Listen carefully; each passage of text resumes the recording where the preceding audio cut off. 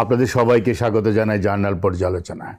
সঙ্গে আছি সিদ্দিক আকরাজা এবং কথা বলছি সরকারের 6 মাসের একটি বিশেষ দিক নিয়ে। 12ই ফেব্রুয়ারি নির্বাচনের পরে বর্তমান সরকারের 6 মাস পার হয়ে গেছে। এর মধ্যে নানা ধরনের বিশ্লেষণ হচ্ছে যে কেমন গেল 6 মাস। একটা বড় সংকট মূল্যস্ফীতি, সেটা কিছুটা কমলেও এখনও জিনিসপত্রের দাম মানুষের নাগালের বাইরেই আছে, সাধারণ মানুষের। অর্থনীতির অবস্থা বেশ সঙ্গীন, সরকার চেষ্টা করছে কাটিয়ে উঠতে। এর মধ্যে ইরান যুদ্ধের কারণে আরও বেশি প্রভাবিত হয়েছে। জ্বালানি তেল সংকট, গ্যাসের সংকট, শিল্প উৎপাদন ব্যাহত হচ্ছে এবং সেটা এখন পর্যন্ত সেইভাবে দূরীভূত হওয়ার কোনো লক্ষণ নেই। বিদ্যুতের আসা যাওয়া, বিশেষ করে ঢাকার বাইরে লোডশেডিং ভয়ঙ্কর অবস্থায় পৌঁছেছে। এই সব কিছুর মধ্যেও মানুষের একটা স্বস্তির জায়গা খুঁজতে চায়, সেটা হলো আইনশৃঙ্খলা পরিস্থিতি। কিন্তু দুঃখজনক হলো আইনশৃঙ্খলা পরিস্থিতির অবস্থা খুবই সঙ্গীন অবস্থায় আছে। এই 6 মাসে দেশের আইনশৃঙ্খলা পরিস্থিতিতে প্রত্যাশিত স্বস্তি ফেরেনি, অর্থাৎ প্রত্যাশা ছিল কিন্তু স্বস্তি ফেরেনি। যেসব অপরাধ বেশি ঘটছে বলে আমরা লক্ষ্য করেছি সেগুলো হলো খুন, নারী ও শিশু নির্যাতন, পুলিশের ওপর হামলা, ডাকাতি ও দস্যুতা, ছিনতাই, অপহরণ, চুরি এবং মব সহিংসতা। ব্যস্ত সড়ক, বাজার ও ব্যবসা প্রতিষ্ঠানে প্রকাশ্যে গুলি, চাঁদাবাজি, ছিনতাই, আসামি ছিনিয়ে নেওয়ার মতন ঘটনা, দোকানে ঢুকে মালপত্র নিয়ে যাওয়া, ক্যাশ বাক্স লুট করা, এগুলো সবই জনমনে একটা উদ্বেগ তৈরি করছে।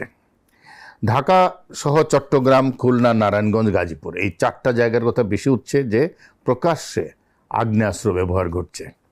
চট্টগ্রাম এবং খুলনায় হত্যাকাণ্ড, গোলাগুলি, অপরাধী গোষ্ঠীর আধিপত্য বিস্তারের ঘটনা বেশি আলোচিত হলেও দেখা যাচ্ছে যে এগুলো পত্রপত্রিকায় আসলেও এর পেছনে যারা আছে বা অস্ত্রধারী যাদেরকে চিহ্নিত করা সম্ভব তারা গ্রেফতার হচ্ছে না।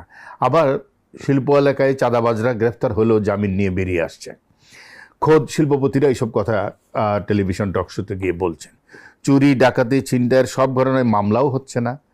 হয়রানি বা ঝামেলার আশঙ্কা অনেক ভুক্তভোগী মামলা করে না, কোথাও কোথাও পুলিশ নিজেও সাধারণ ডায়েরি করে মামলা নিতে চায় না।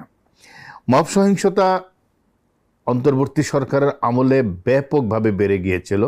বলতে গেলে মব জাস্টিস, যেটা মানে বিচার ব্যবস্থা চলে গিয়েছিল উচ্ছৃঙ্খল মানুষ জনতার হাতে, তারাই বিচার করে ফেলছিল মানুষকে। সেটা সাম্প্রতিককালে আমরা দেখছি যে আবার মব সহিংসতা বাড়ছে এবং তারা এক ধরনের ইমিউনিটি এনজয় করছে, তাদেরকে প্রোটেকশন দেওয়া হচ্ছে, বরং মব সহিংসতার শিকার মানুষকে গ্রেফতার করা হচ্ছে। এক উল্টো পথে বাংলাদেশ চলছে। এবং কোনো কোনো অভিযানের সময় রাজনৈতিক পক্ষের লোকজন জড়ো হয়ে মব তৈরি করছে, অর্থাৎ পুলিশের সাথে গিয়ে মব তৈরি হচ্ছে। মব পুলিশকে নিয়ে গিয়ে অভিযান পরিচালনা করছে। কে কোথায় জড়ো হচ্ছে সেটা এক শ্রেণী মব তরুণরা গিয়ে সেখানে ডিস্টার্ব করছে। এমনকি মবের লোকজন যারা এই বাণিজ্যটা করছে বা উশৃঙ্খলতা করছে, তারা মানুষের ব্যক্তিগত পরিসরে ঢুকে পড়ছে, যে বিয়ে করেছেন কিনা, স্বামী স্ত্রী কেন একসাথে থাকে, তারা কি আসলে স্বামী স্ত্রী কিনা, এই ধরনের ঘটনা শুরু করেছে। একটা হলো পুলিশের অবস্থা। অপরাধীদের বিরুদ্ধে দু একটা যদি অভিযান পরিচালনাও হয়, আমরা দেখেছি যে পুলিশ নিজেই হামলার মুখে পড়ছে, বাধার মুখে পড়ছে। আইন অনুযায়ী ব্যবস্থা নিতে গিয়েও মব বা রাজনৈতিক চাপের কারণে পুলিশ সদস্যদের মধ্যে সিদ্ধান্তহীনতা বিরাজ করছে। কোনো কোনো ক্ষেত্রে ধর্মীয় সহিংসতার যারা সৃষ্টি করতে চায় তাদের প্রতি পুলিশের মনোভাব অত্যন্ত নমনীয়। অবৈধ অস্ত্র আইনশৃঙ্খলার জন্য হুমকি আছে। 2024 আগস্টে থানা এবং পুলিশের বিভিন্ন স্থাপনা থেকে লোড হওয়া অস্ত্র এবং গুলির একটা অংশ এখনও উদ্ধার হয়নি। বিভিন্ন অপরাধের ঘটনায় অপরাধীদের হাতে অত্যন্ত স্বয়ংক্রিয় আধুনিক আগ্নেয়াস্ত্র লক্ষ্য করা যাচ্ছে। অন্তর্বর্তী সরকারের সময় জামিনে মুক্তি পাওয়া পুরনো এবং তালিকাভুক্ত অপরাধী সন্ত্রাসীদের কেউ কেউ আবার চাঁদাবাজি, দখল, আধিপত্য বিস্তার এবং হত্যাকাণ্ড ঘটিয়েছে। তারা কেউ জামিনে পেয়েছে, কেউ জেল থেকে এমনিতেই বেরিয়ে গেছে। সরকার গঠনের পর আইনশৃঙ্খলার উন্নয়ন, পুলিশের প্রতি মানুষের আস্থা পুনঃপ্রতিষ্ঠানকে অগ্রাধিকার দেওয়ার প্রতিশ্রুতি দেওয়া হয়েছিল। কিন্তু বাস্তবে হলো পুলিশ এখনও আগের অবস্থায় ফিরেনি, পুলিশের মনোবল ফিরেনি। জুলাই গণঅভ্যুত্থান ঘিরে তৈরি মানসিক আঘাত থেকে পুলিশ বেরোতে পারেনি। দায়িত্ব পালনের সময় হামলা এবং বাধা, আমরা দেখেছি থানায় গিয়ে হুমকি দেওয়া হচ্ছে যে আমরা পুলিশকে পুড়িয়ে মেরেছি। সেই সমস্ত লোকজনের হুমকিতে পুলিশকে পুলিশের সামনেই হুমকি দেওয়া হচ্ছে, থানায় বসে দেওয়া হচ্ছে। ঊর্ধ্বতন পর্যায়ে সমর্থন নিয়ে সংশয় তৈরি হচ্ছে, অর্থাৎ অপারেশনাল প্রবলেম। এবং যেটা হয়েছে যে রাজনৈতিক চাপ, রাজনৈতিক চাপের কারণে অনেক কিছু করা সম্ভব হচ্ছে না। আরেকটা হলো পুলিশের মধ্যে ঘন ঘন বদলি এবং পদায়ন। পুলিশের ভিতরে চাকরির ভবিষ্যৎ নিয়ে একটা অনিশ্চয়তা আছে, ফলে পুলিশ খুব বেশি অ্যাসার্টিভ হতে চাচ্ছে না কোনো কোনো বিষয়ে। এবং পুলিশের বিভিন্ন পর্যায়ের কর্মকর্তাদের মতে এসব কারণে মাঠ পর্যায়ের সদস্যরা এখন পুরো মনোবল নিয়ে দায়িত্ব পালন করতে সক্ষম হচ্ছে না।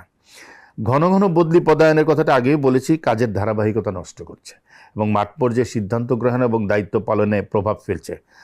আইনশৃঙ্খলা পরিস্থিতির উন্নয়ন শুধু অভিযান করলেই হবে না, পুলিশের জবাবদিহি মনোবল, সরকারের কঠোরতা এবং সরকার কি চায় আইনশৃঙ্খলার জন্য, সকলের প্রতি ন্যায্য দৃষ্টিভঙ্গি এবং কোনো অপরাধীকে ছাড়া হবে না রাজনৈতিকভাবে, সে যে দলেরই হোক, যে মতাদর্শেরই হোক, এবং মানুষের অধিকারকে মর্যাদা দেওয়া, কারো কোনো কিছু পালন করা, দিবস পালন করা কিংবা কোথাও জড়ো হওয়া, এই জায়গাগুলো যদি একটা আধুনিক গণতান্ত্রিক সমাজের পরিকাঠামোর মধ্যে আনা না যায়, তাহলে বাংলাদেশের আইনশৃঙ্খলা পরিস্থিতি আসলে উন্নয়ন ঘটানো সম্ভব হবে না।